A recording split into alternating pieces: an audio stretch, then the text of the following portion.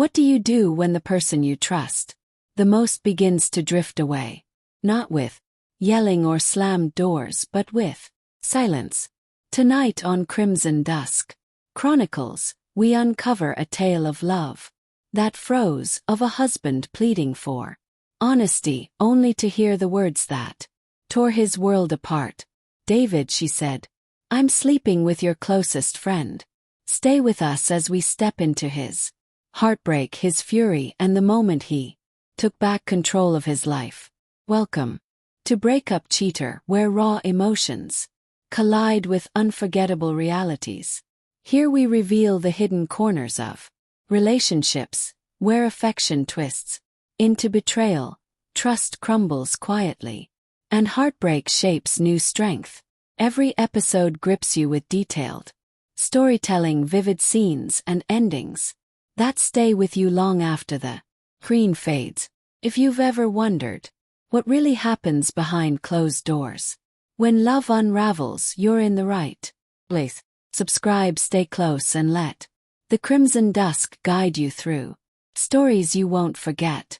I stood in the doorway of our shadowed bedroom, staring at Maria as she lay on her side, her back toward me, scrolling endlessly on her phone. The faint light from the screen lit her face, blank, detached, unreadable.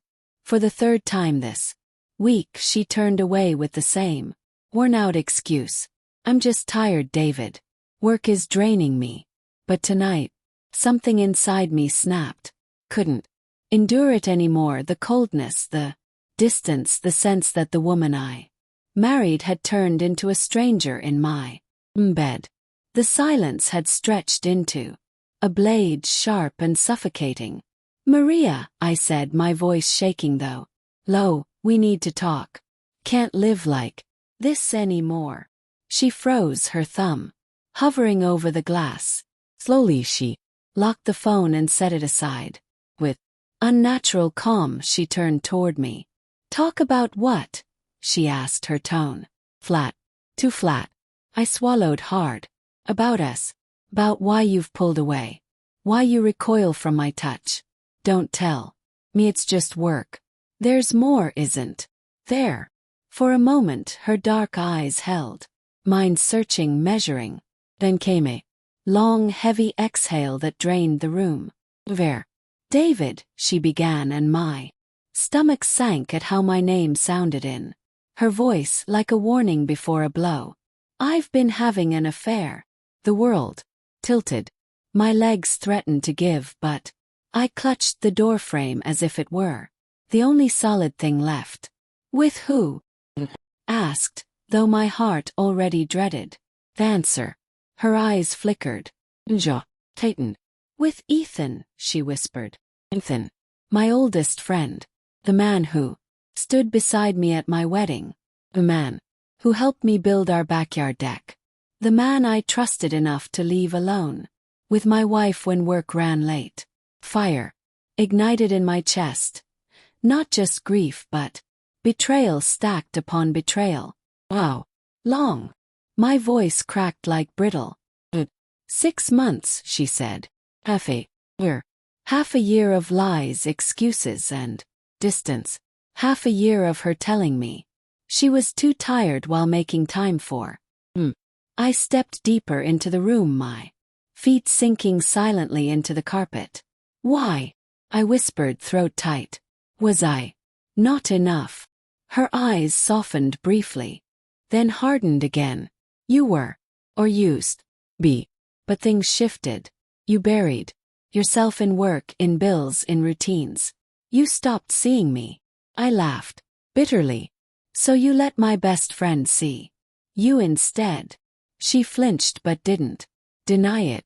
I sank onto the bed, my hands trembling in my lap. Memories crashed over me, the late nights she returned, smelling faintly of cologne, the sudden guardedness with her phone, the new lingerie she never wore for me. The truth had been there all along, but I'd chosen to believe her excuses. "Did you ever plan on telling me?" asked. Hesitated. I don't know. Part of me wanted to end it to fix us. But part of me, she trailed off, clenched my fist. Part of you liked living too. Lives. Her eyes shone but no tears fell. It wasn't supposed to go this way. I rose restless. There's no good way to betray someone, Maria. Silence filled the room, broken only by my ragged breathing. Then I said the words that had haunted me for months. I thought you loved me. She closed her. I did. Maybe I still do. But love isn't always enough. That cut deeper than her confession itself. The days that followed blurred. I moved into the guest room. We spoke only when we had to, pretending life went on. Me leaving early, her pretending to look up recipes, while no doubt texting him. Every buzz of her phone tore at me. Couldn't sleep. I replayed our marriage in my head, searching for where I went wrong. But slowly I realized it wasn't all on me. It was about choices, and she made worse.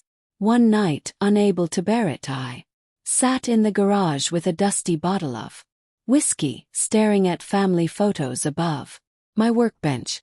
Us at the beach, her laughing in sunlight, me with my arm around her, proud, blind, foolish. My phone buzzed. A message from Ethan. David, we should talk man to man. My grip tightened until my knuckles went. I didn't reply. 2 weeks later, I asked her to meet me at the park, the place of our first picnic where I once planned to propose. She arrived in the same beige coat she wore the day of our first kiss, as though the universe meant taunt me. Why here? She asked. Because this is where it began, I said. And this is where it ends. Her lips parted, but I raised a hand. I've spoken with a lawyer. I'm filing for divorce. Her face paled. So that's it. What did you expect, Maria? That I'd forgive you? That we'd return to normal? After you slept with my best friend? Her voice cracked. I didn't want to lose everything, David. I laughed coldly. You already lost me. A divorce wasn't messy like TV dramas. It was clinical. Sign papers, divide assets, sell the house, start over. But no lawyer could handle the wreckage inside.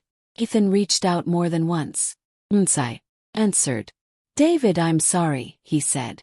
I never meant to hurt you. Just happened. I repeated, calm, almost too calm. Betrayal doesn't just happen, Ethan. It's a chain of choices. You made each one. I never spoke to him again. Months passed, seasons turned. Moved to a small apartment downtown, closer to work, far from the ruins of my old life. The bed felt too big, the silence too loud. But slowly the rage dulled, replaced by resolve. Began therapy. I ran again. I reconnected with real friends, not his circle. In one day I realized weeks had gone by without thinking of her. The last time I saw Maria was in a grocery aisle. Stood alone, hair shorter, eyes heavier. She saw me too. For a moment, silence. David, she said softly. Maria. Whoa. Anger remained, only quiet acceptance. That we were once builders of a life now fallen apart. I hope you're well, she. I am, I replied. I hope you're well too. She nodded. We walked away. People often ask what betrayal feels. It's not the explosion you picture. It's slow erosion, trust eaten away until the person beside you is a stranger. It's how your own home feels foreign. How every laugh you shared echoes with. Oh. But here's what I've learned. Betrayal may shatter you, but it also clears the ground. It strips illusions and forces you to rebuild. Raw but real. I am not the man who once begged. Maria, we need to talk.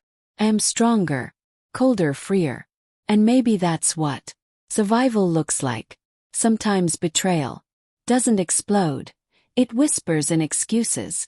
In late-night texts in walls that grow between two people, David's story shows that trust is fragile, and healing isn't always forgiveness.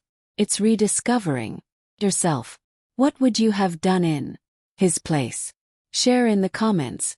And if stories like this strike a chord, subscribe to Breakup Cheater for more raw, unfiltered tales of love, loss, and survival.